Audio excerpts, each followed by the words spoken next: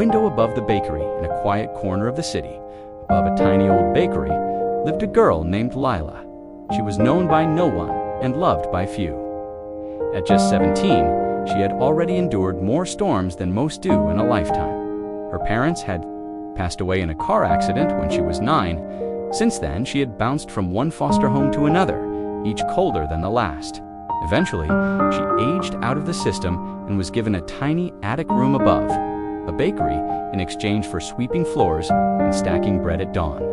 Each day was the same. Wake, work, hide, sleep. Lila hardly spoke to anyone.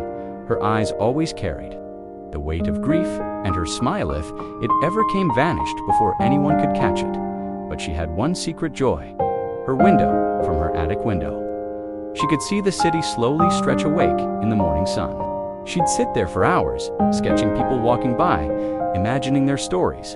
Her notebook was filled with strangers: a man who fed birds like clockwork, a girl who danced across crosswalks, a little boy who always wore a superhero cape. Her favorite was a boy who worked in the bookstore across the street. He had wild curly hair, glasses that always slipped off his nose, and the kindest laugh she'd ever heard. His name tag?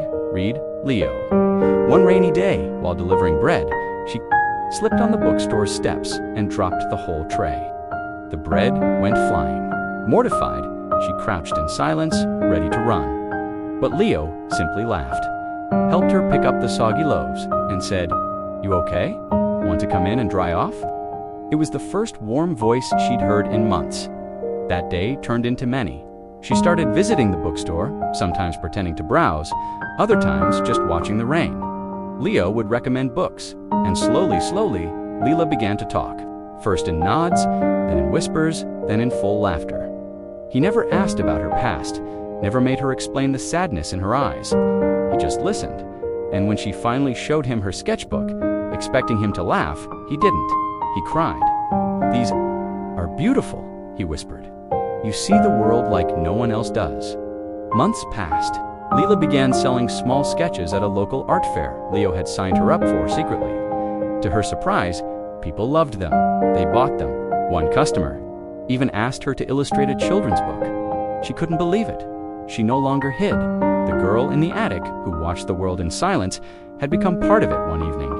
As the sun set golden over the rooftops, Lila sat with Leo on the bakery roof, her sketchbook resting beside her. "I used to think my story was already written," she said softly, "that I was just meant to be sad forever." Leo smiled and took her hand. "Maybe you were just in the middle of the page."